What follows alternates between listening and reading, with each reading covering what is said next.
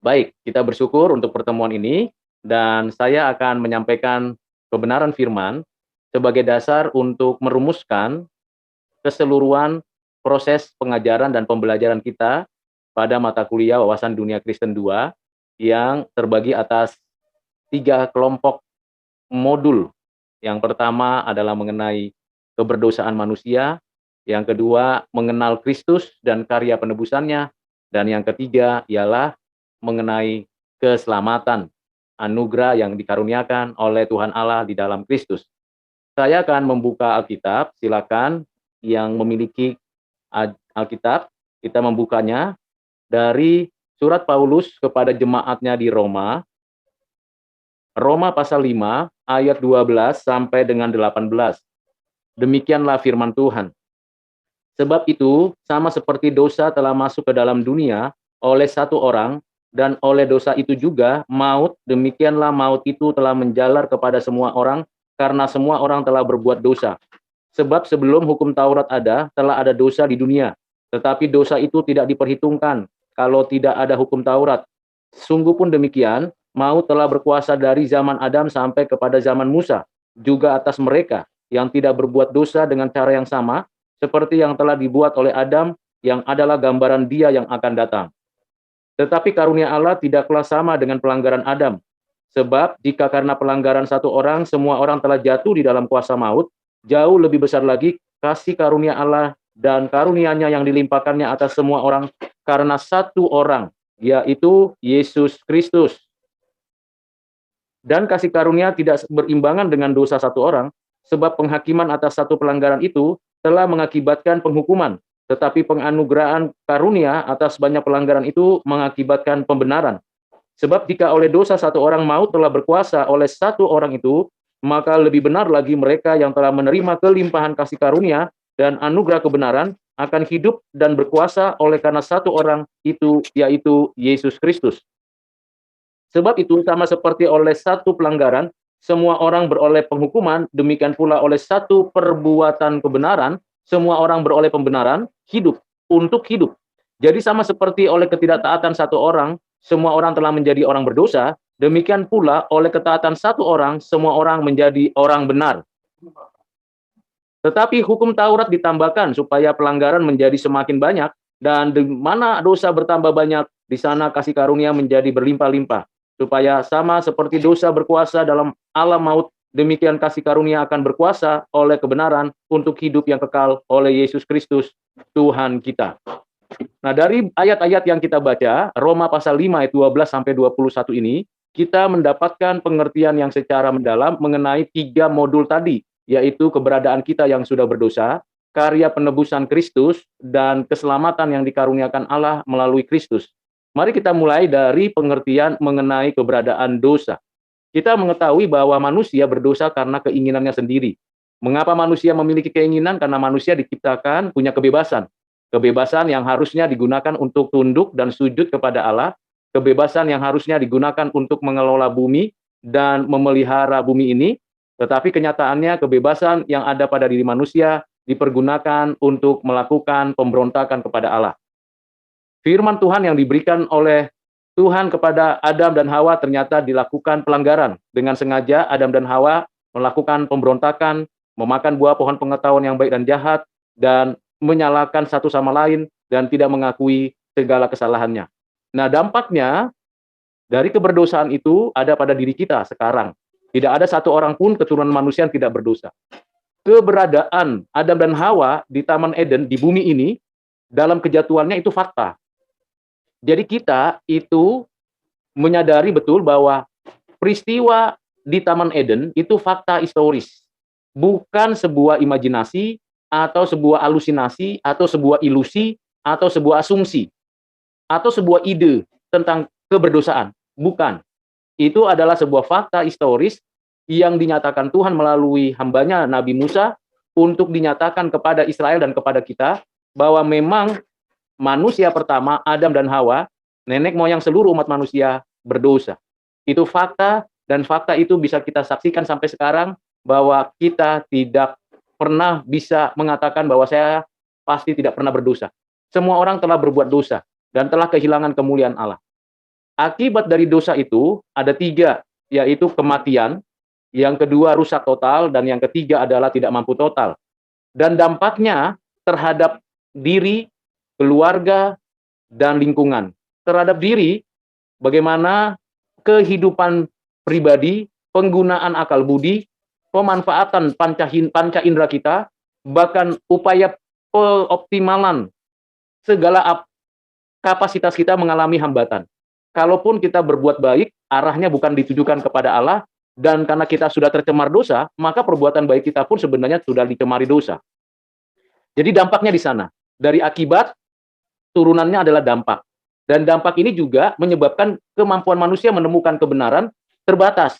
Tidak langsung segera mendapatkan kebenaran yang Tuhan tanamkan di alam. Dampaknya terhadap ilmu pengetahuan. Dampaknya terhadap bisnis, terhadap semua sistem kehidupan. Itu dari mulai keberadaan manusia yang sudah berdosa. Dampak kedua yang berkaitan dengan sesama. Saling menyalahkan dalam keluarga, suami, istri, perceraian, perselingkuhan, perzinahan, sampai kepada perkawinan poligami, poliandri, sampai kepada semua tindakan-tindakan seksual, terjadi peperangan, perbudakan, penindasan antar sesama, pelecehan, pembulian, perendahan, dan segala macam. Yang mana itu dampak dari manusia sudah berdosa. Dampak yang ketiga terhadap lingkungan. Bagaimana di dalam keberdosaan manusia, manusia merusak lingkungan. Sehingga tidak bisa dihindari bahwa memang manusia merusak, mengeksplorasi sumber daya alam, sumber daya hutan, sumber daya laut, semua dieksplor. Tapi tidak dipelihara, tidak dijaga, tidak ditata baik. Akhirnya terjadi polusi udara, polusi air, polusi tanah, sampai terjadi banjir, kekacauan, dan keadaan iklim yang sangat rusak. Ini dampak. Jadi dampak itu bukan hanya berkaitan dengan diri saya dan orang lain, tapi juga berkaitan dengan lingkungan di hidup kita sehari-hari. Akibatnya dari dampak itu, turunannya lagi adalah dosa itu mencemari seluruh dunia ini. Mencemari seluruh dunia, dosa itu juga membuat seluruh dunia itu sudah berada dalam posisi dimurkai Allah. Dosa dari satu keluarga demi satu keluarga, dari satu kelompok kepada satu kelompok, sehingga secara universal dosa itu menyebar dan berkembang dengan beragam dimensi, beragam perbuatan jahat. Nah, ini fakta. Nah, fakta ini dapat kita saksikan sampai sekarang. Kita bisa mendengar dan membaca dan memperhatikan, bahkan menonton berbagai peristiwa-peristiwa kejahatan, baik di media sosial dengan berbagai platform, media cetak, media elektronik, bahkan beragam kehidupan manusia yang dapat kita saksikan secara realitas. Nah, ini keberadaan. Kalau kita saksikan lagi di dalam dimensi negara, kita lihat adanya korupsi, pembangunan yang tidak merata, adanya ketimpangan antara yang di desa dan di kota, kondisi di timur, Indonesia Timur dan Indonesia Barat, yang terlalu jauh gapnya, kehidupan sosial ekonomi yang sangat luar biasa, sampai dengan 2023 ada persoalan-persoalan yang sangat menakutkan. Bahkan sudah banyak orang yang stres, depresi, bunuh diri, akibat tekanan sosial politik, sosial ekonomi, dan sosial budaya. Ini dampak dosa. Dan dampak yang berikutnya adalah situasi dan kondisi sekarang yang tidak bisa kita elakkan. Kita tidak bisa mengatakan, oh tidak apa-apa, tidak ada masalah seperti ini. Kenyataannya tidak. Kita memang orang berdosa. Kita bersyukur karena Alkitab mengajarkan kita bukan berhenti di kejatuhan manusia yang betul-betul tidak tertolong lagi dengan apapun cara manusia. Agama hanya menahan sedikit perbuatan jahat manusia, filsafat, ilmu pengetahuan, bahkan budaya manusia hanya bisa menahan pada batas-batas yang tidak tertahankan lagi kenyataan berdosanya manusia. Tetapi ada satu penyataan Tuhan bahwa ada karya penebusan. Itu sebabnya dikatakan ayat 15, tetapi karunia Allah tidaklah sama dengan pelanggaran Adam, sebab jika karena pelanggaran satu orang semua orang telah jatuh di dalam kuasa maut, jauh lebih besar lagi kasih karunia Allah dan karunia yang ditimpakannya atas semua orang karena satu orang, yaitu Yesus Kristus. Karena satu orang. Di sini dinyatakan pribadi yang inkarnasi menjadi manusia, dan karena satu orang ini yang disebut sebenarnya bahasa aslinya adalah Adam kedua. Jadi Adam pertama, kita keturunan Adam pertama, dan kita tahu dan meyakini dengan sungguh Yesus Kristus adalah anak Allah yang inkarnasi. Kita perlu mengenal dia karena dia memang yang menebus kita. Karya Kristuslah yang menebus kita. Kalau karya kita tidak bisa lagi dapat bermanfaat apapun untuk keselamatan hidup kita. Karena kita tidak hidup hanya di sini. Kita manusia, siapapun dia yang pernah ada dalam sejarah manusia, baik yang masih dalam kandungan sampai nanti yang sudah ada di liang lahat, tetap semuanya akan berakhir dan akan menuju kepada harinya di mana Tuhan menyatakan kehendaknya, dan di sana akan ada akhir dari segala sesuatu. Dan di dalam segala sesuatu yang berakhir ini, ada satu pribadi yang datangnya dari Allah, dan dia anak Allah, inkarnasi menjadi manusia. Ia sepenuhnya manusia, tidak bercampur dengan keilahiannya, tetapi tidak mengalami perubahan esensi, tetapi ada dalam satu kesatuan, pribadi, Yesus Kristus, dua natur, yang ilahi dan yang manusia. Dalam keadaannya sebagai manusia, ia mati di atas kayu salib. Dalam keadaannya sebagai manusia, ia bangkit menyatakan kemenangan, mengalahkan maut, menyatakan kemenangan atas iblis, mengampuni dosa kita. Dan pada keadaan seperti itulah kita diterima, diadopsi, diterima, dilakukan suatu substitusi, di mana kita yang percaya karena anugerah Allah mendapatkan belas kasihan Allah, lalu kita akhirnya menjadi orang-orang yang dibenarkan, pembenaran dari Allah.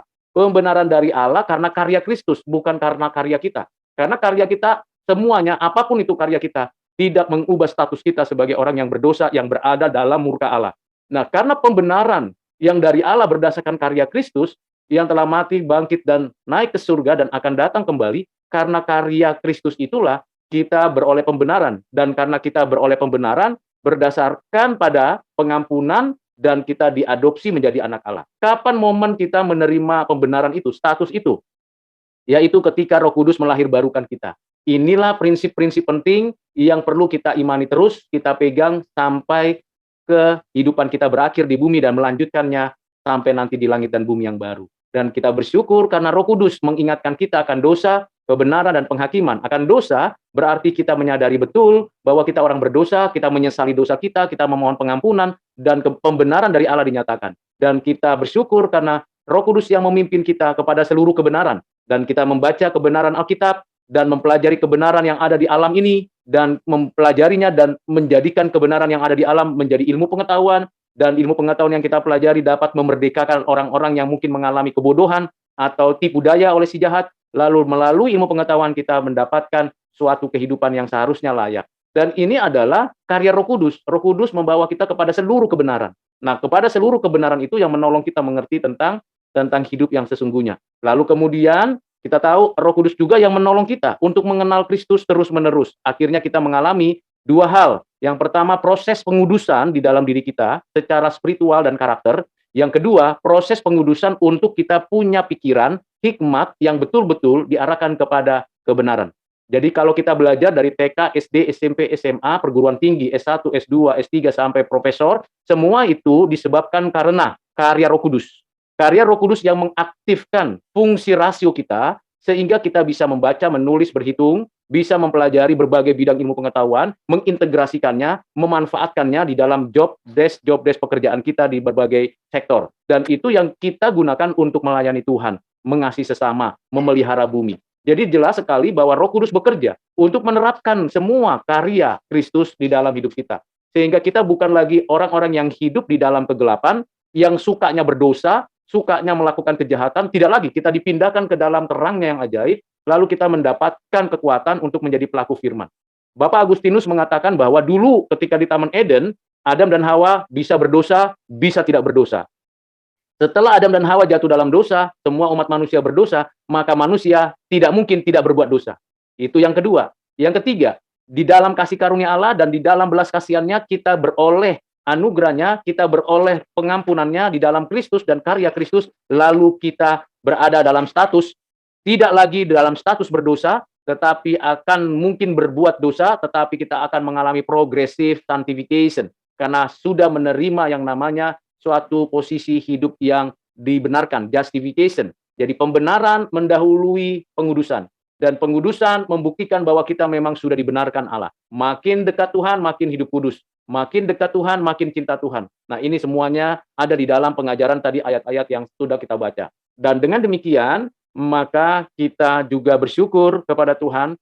Kita terus melakukan sebuah upaya untuk mengerjakan tanggung jawab kita. Semuanya itu adalah bagian dari proses pengudusan. Dengan dua hal tadi, pengudusan emosi, pengudusan karakter, pengudusan pikiran, pengudusan itu bersifat individu, lalu pengudusan pikiran untuk menjadikan kita duta besar yang mentransformasi dunia ini. Nah, Tuhan Yesus memberkati semuanya ya. Amin.